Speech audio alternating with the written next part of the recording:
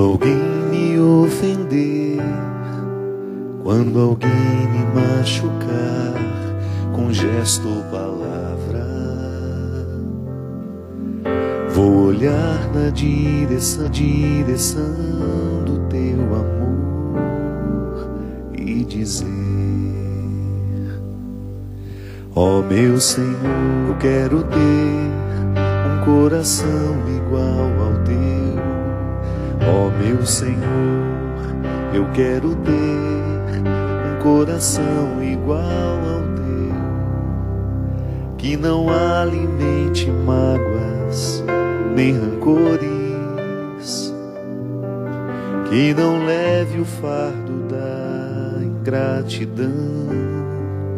Dá-me um novo coração. Quando a dor da traição, quando a dor da solidão pesar sobre os ombros, vou andar na direção do teu altar e pedir: ó meu Senhor, eu quero ter um coração igual ao teu. Ó meu Senhor, eu quero ter um coração igual ao teu, que não alimente mágoas nem rancores,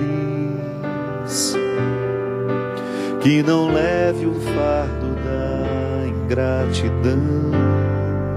Dá-me um novo coração. Ó meu Senhor, eu quero ter um coração igual ao teu. Ó meu Senhor, eu quero ter um coração igual ao teu. Ó meu Senhor, eu quero ter um coração igual ao teu. Ó meu Senhor, eu quero ter um coração igual ao teu. Muito boa noite, é com muita alegria que nós começamos mais um programa Direção Espiritual, pedindo a Deus que nos conceda a graça de ter um coração semelhante ao seu Filho. E esse é o nosso propósito, diariamente. Quando a gente se coloca nessa caminhada cristã, outra coisa a gente não pretende senão assumir essa semelhança. Na teologia cristã nós aprendemos que nós recebemos essa semelhança como um dom, uma vocação. Mas à medida em que nós vamos vivendo, nós vamos assumindo e tomando posse desse dom. A semelhança será sempre um projeto a ser vivido e experimentado no dia a dia. Hoje eu quero ser mais semelhante a Jesus. Hoje eu quero ter um coração igual ao dele. Aí a gente identifica, sempre olhando como a gente propõe, né? Que na nossa vida nós precisamos rever o nosso jeito de viver constantemente. É um exercício de conversão. A gente lançar uma luz sobre o nosso modo de viver e ter coragem de reconhecer onde é que nós não fomos semelhantes. Qual foi a atitude de hoje que, ao invés de lhe fazer avançar na semelhança com Jesus, lhe fez retroceder? Qual foi a palavra que você disse hoje que não lhe fez ser semelhante a Jesus? Qual foi o pensamento? O que você pensou hoje? Até mesmo na relação com os outros, né? Às vezes nós somos tão cruéis com o que a gente pensa, os nossos preconceitos, as nossas imagens distorcidas do outro. Nós somos muito dissemelhantes, não somos semelhantes a Jesus. Porque se nós olhamos para a maneira como Jesus relacionava com os seus, era sempre uma postura acolhedora, amorosa, dura às vezes, mas nunca sem perder a ternura e o amor. Aliás, a dureza de Jesus só tinha sentido porque ele queria o bem das pessoas. Às vezes nós somos duros, não é porque a gente quer o bem, é porque nós somos cruéis mesmo. Que não temos Se não temos coragem de olhar para essa crueldade e pensar que ela pode ser dissolvida pela força dessa mística de ter um coração semelhante ao dele. E a palavra tem um trecho muito bonito em que Jesus convida os seus discípulos a viverem essa semelhança. Ela está em Mateus 11, do versículo 25 até o 30. Eu leio para você e depois, se você quiser, você pega a sua palavra para meditar um pouco mais sobre essa proposta que é profundamente enriquecedora para nós. Naquela ocasião, Jesus pronunciou estas palavras: Eu te louvo, Pai, Senhor do céu e da terra, porque escondeste estas coisas aos sábios e entendidos e as revelaste aos pequeninos. Sim, Pai, assim foi do teu agrado. Tudo me foi entregue por meu Pai, e ninguém conhece o Filho senão o Pai. E ninguém conhece o Pai senão o Filho, e aquele a quem o Filho o quiser revelar. Vinde a mim, todos vós que estáis cansados e carregados de fardos, e eu vos darei descanso. Tomai sobre vós o meu jugo, e sede discípulos meus, porque eu sou manso e humilde de coração, e encontrareis descanso para vós, pois o meu jugo é suave e o meu fardo é leve. Essa palavra nos salva, por isso que toda vez que nós proclamamos o Evangelho, a gente diz, palavra de salvação. Por que ela nos salva? Porque ela nos orienta. A orientação, minha gente, sempre que ela é amorosa, ela tem um poder salvífico. Um pai, por exemplo, pode salvar o filho de muitas coisas ruins. Basta que ele esteja atento à orientação que ele precisa fazer naquele momento da vida da pessoa, do filho. Seja ela uma criança, seja ela uma adolescente, seja essa pessoa já um jovem ou até mesmo um adulto. A palavra salva, porque ela orienta. Ela tem o dom de reorientar o caminho. Um pouco antes aqui em Mateus 5, Jesus fala das bem-aventuranças, né? Bem-aventurados. A expressão bem-aventurados também pode ser traduzida como felizes. E ainda pode ser compreendida como bem encaminhado. Então a palavra nos salvar porque ela nos orienta. Por isso ela é palavra de salvação. Eu sou salvo toda vez que sou orientado a agir de um jeito certo. Toda vez que eu tenho condições de escolher melhor, eu estou sendo salvo. Eu tive um momento da minha vida, por exemplo, eu fui salvo das drogas. Estava um pezinho assim, para entrar no contexto da droga. Pode ser que você tenha vivido a mesma experiência que eu. Como é que eu fui salvo? Através de uma palavra conselheira. Você sabe por que eu entrei no seminário? Porque eu sempre tive vontade de ser padre. Desde criança, sempre tive vontade de ser padre. Mas como você sabe, eu me envolvi com outros projetos. Eu trabalhava no carnaval, imagina, não tinha nada a ver com a minha vida de padre. E num determinado momento eu quis adiar a minha ida para o seminário. E eu me lembro que eu ouvi uma palavra que foi salvífica para mim porque ela me orientou. Foi a tia Ló. Ela é uma querida amiga que me acompanhou. Foi uma mulher muito presente na minha caminhada espiritual. O nome dela era Luzia. Já faleceu a tia Ló. E eu frequentava muito a casa dela, porque eu sempre tive a mania de gostar de conviver com gente mais velha do que eu. Então eu era muito amigo da Valéria, filha dela, amigo do Paulo César. Eram meus amigos no meu dia a dia, porque tinha mais ou menos a mesma idade que eu. Mas eu passava horas e horas e conversando era com a mãe deles. Então eu tinha o hábito de ir para lá à tarde, depois que eu chegava do colégio. E às vezes sentava, ficava horas conversando com a tia Ló. Ia para as missas com ela, ia para os encontros de casais com ela, ela sempre me levava junto. E um belo dia, eu me lembro, eu estava muito triste com umas coisas que tinham acontecido na minha casa, tinha um contexto de vida familiar pesado, tia Ló conhecia de perto. Eu me lembro da palavra que ela me disse naquela tarde. E aquela palavra abriu um caminho de possibilidades dentro de mim. Inclusive, para a minha entrada no seminário. Uma palavra que foi profundamente elucidada, sabe? Ela elucidou alguns aspectos que até então estavam obscuros para mim. Aí eu entendi, claro, um tempo depois, né? Porque naquela hora eu não fiz essa leitura. A teologia que me deu toda essa possibilidade de refletir como eu estou refletindo com você agora. Porque antes eu não sabia teologia. Eu não entendia o significado mais profundo do ser salvo. Aí eu, depois de muito tempo olhando para aquele momento que foi tão significativo para mim, que eu não consigo nem esquecer da expressão facial dela me olhando. Eu lembro que ela estava lavando roupa. Eu sentado assim perto do tanque, conversando com ela, e ela me disse: por que você não vai para o seminário? Você sempre demonstrou vontade? Por que você não dá um tempo para Deus agir na sua vida? E quem sabe Ele lhe comunicar aquilo que Ele quer e que dentro da sua casa está difícil de você ouvir. Eu me lembro que eu chorei, estava fragilizado com os problemas que estava vivendo. Mas naquela hora, Deus me salvou através da tia Ló. Aquela palavra me orientou.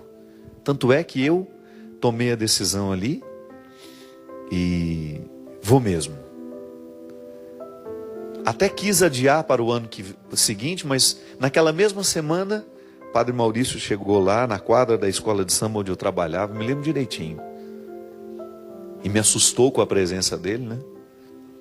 E aí, rapaz, vamos embora para o seminário? Imediatamente eu lembrei do que a tia Ló tinha falado para mim, de todo aquele contexto de salvação, Padre Maurício me salvando ali naquela hora, né? Porque ele se interessou por mim.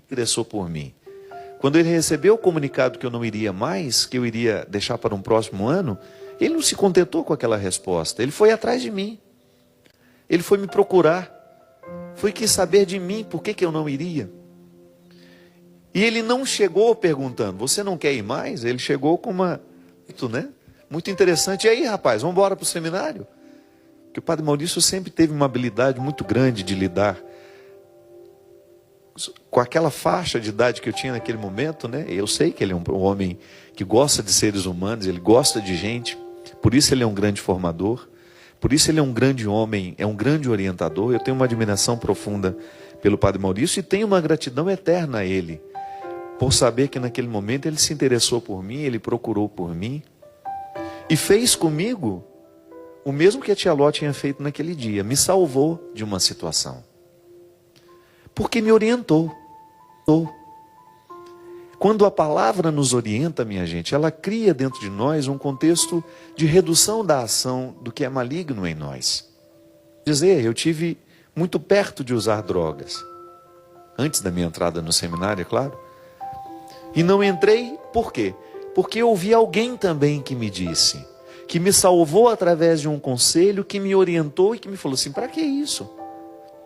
Você vai ter tantas coisas boas para viver na vida. Se você experimenta essa droga agora, você está abrindo uma porteira que depois talvez você não tenha condições de fechar. E nós não podemos nem imaginar o que acontece na vida de um jovem quando ele abre essa possibilidade. Fuma um cigarro de maconha, usa um pouquinho de cocaína, toma uma bala, né, como nas baladas se usa a expressão para o LSD ou uma outra droga que veio substituir, que foi encontrada inclusive no sangue daquele menino, o estudante da USP que morreu afogado. Quando nós abrimos as portas do que é ruim, a gente se perde. Mas quando uma palavra nos orienta e reata dentro de nós esse compromisso com a vida que todo ser humano deveria zelar para manter, a gente é salvo. Então a palavra é salvífica. A palavra tem o dom de nos colocar dentro de um contexto de transformação, de mudança, que significa também salvação. Por isso que é bom a gente ouvir pessoas que estejam comprometidas com o bem da gente. Ela não vai nos enganar. Por isso é bom conviver, trabalhar, dividir a nossa vida com pessoas que estejam comprometidas com o nosso bem. Porque você vai fortalecendo dentro de você essa salvação. Há muitas pessoas que estão interessadas na nossa perdição, porque não nos amam.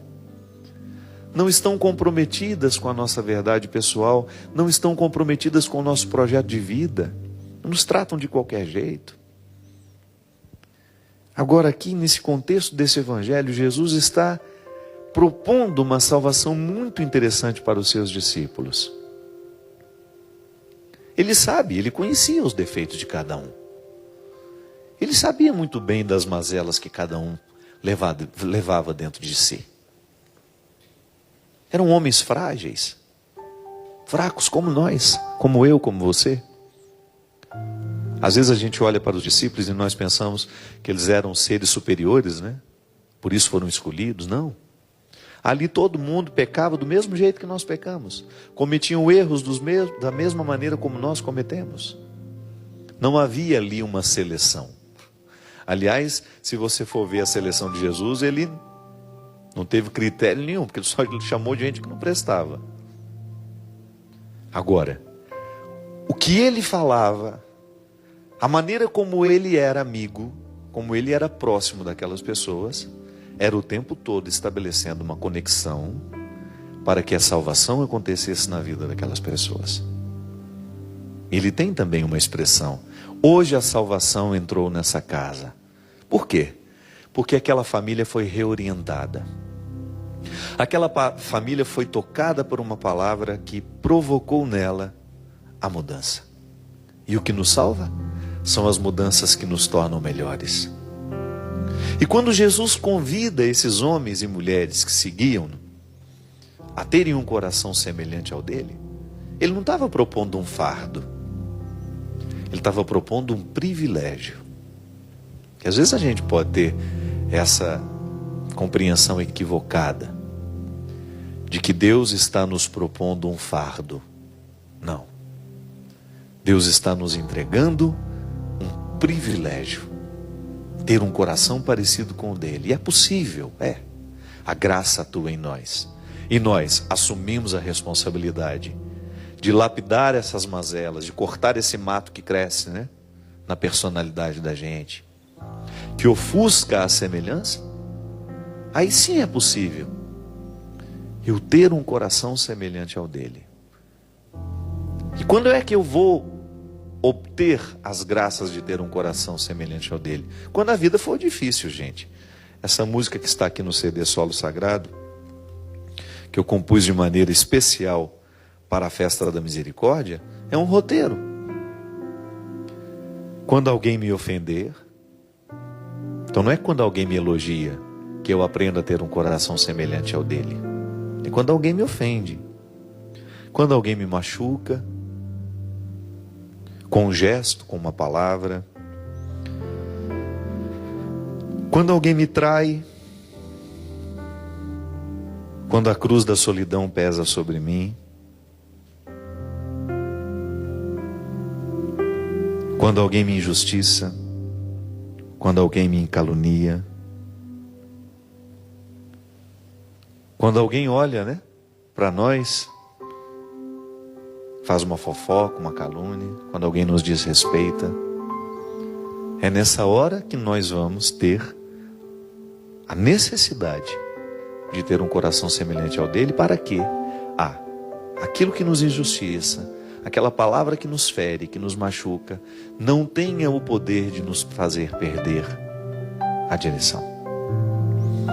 Aí então a gente preserva o contexto da salvação, porque a vida cristã não é outra coisa senão você zelar diariamente pelo contexto da sua salvação. Tome posse disso. Ser salvo consiste em você zelar pelo contexto da sua salvação. Aí você olha para a vida que você vive, as pessoas que têm autoridade sobre você, influência sobre você, os livros que lê, a música que escuta, o programa que assiste, aquilo que a gente deixa guardar na cabeça e no coração. Esse é o contexto da sua salvação ou não. É o contexto da perdição. Não adianta. Não temos como negar. Este contexto humano é onde Deus pode agir ou ele pode ser privado de agir. É por isso que Jesus fala, e ele aconselha aos seus naquela época, que a gente precisa ter um coração semelhante ao dele. Porque se a gente luta para ter esse coração semelhante ao dele, a sabedoria vai nos ajudar a discernir se o contexto está favorável para a salvação ou se o contexto está favorável para a perdição. Particulariza essa palavra hoje. Pensa o que essa palavra representa na sua história hoje. Olhe para o contexto mais íntimo da sua história hoje. Particulariza isso. Você está hoje enfrentando, enfrentou situações, estabeleceu vínculos hoje que favorecem o contexto da sua salvação ou favorecem o contexto da sua perdição? É possível ser muito concreto nessa reflexão. Ter o coração semelhante ao de Jesus pode nos parecer uma coisa cândida, né? Distante de nós. Isso é para os beatos, não. Ter um coração semelhante ao dele é ter um coração que seja capaz de zelar pelo contexto da nossa salvação. E volto a dizer, nós não estamos falando apenas de uma salvação escatológica para depois da morte. Também. É que ela, na verdade, é apenas uma consequência do viver bem. Às vezes eu encontro pessoas que estão muito preocupadas com a salvação escatológica, com a salvação depois da morte, e esquecem de viver bem as suas vidas. E isso é naturalmente contraditório. Eu não preciso nem me preocupar com a salvação depois da morte se eu vivo bem a minha vida. Se eu zelo pelo contexto da minha salvação, se eu não permito que as estruturas diabólicas tenham ascendência sobre mim ou venham crescer dentro de mim, particularize isso. Olhe para o que essa palavra diz para você. Hoje é Jesus nos dizendo isso: vinde a mim todos vós que estáis cansados. Porque quando nós estamos escolhendo errado, a gente fica cansado mesmo. É sempre muito desgastante. É sempre muito desgastante quando nós estamos com a percepção de estarmos no lugar errado, fazendo o que é errado, com as pessoas erradas. É cansativo. Mas você não é um caso perdido por estar cansado. E ele oferece essa possibilidade de dar o descanso, de nos oferecer esse descanso. E como é que nós descansamos, minha gente? É ficando acomodados? Não. Nós podemos descansar quando, com muita consciência, com muita responsabilidade, a gente caminha na direção do contexto certo. Quando você fala, olha, a partir de hoje, tudo que está ao meu redor, todos que estão ao meu redor, precisam facilitar a minha salvação. Volto a dizer, nós não temos o direito de perder a nossa vida ao lado de pessoas, de situações que nos façam perder. Foi ele mesmo que nos disse: de nada vale ganhar o mundo se você perder a própria vida. De nada vale ganhar o mundo se nós perdermos a própria vida. E às vezes, nós vamos ficando cansados e a vida vai ficando um fardo para nós, porque nos falta essa coragem de romper com aquilo que nos faz ficar perdidos. Volto a dizer, a palavra de Deus nos orienta, e porque nos orienta, ela nos salva. E hoje Deus nos salva, nos convidando a ter um coração semelhante ao Filho dele. Não é nenhum prejuízo, é um privilégio. Deus não nos coloca fardos, Ele nos alivia. Porque essa é uma consequência natural daquele que se empenha no processo de mudança. A gente vai ficando mais leve. Ter um coração de Jesus significa ter um coração mais leve. Ter um coração semelhante ao dele, a gente abre mão dos ódios que nos pesam, dos rancores que nos machucam. E aí a gente vai ficando, assumindo uma leveza humana que é um projeto muito interessante. Ouso dizer, é um projeto muito inteligente, que só os sábios saberão compreender. Nós vamos para um rápido intervalo e a gente volta já já com o programa Direção Espiritual.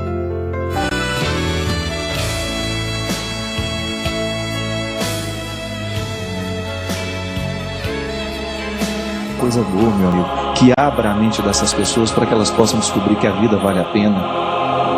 Eu, como comunicador, como padre, eu só vou onde eu posso levar Jesus comigo.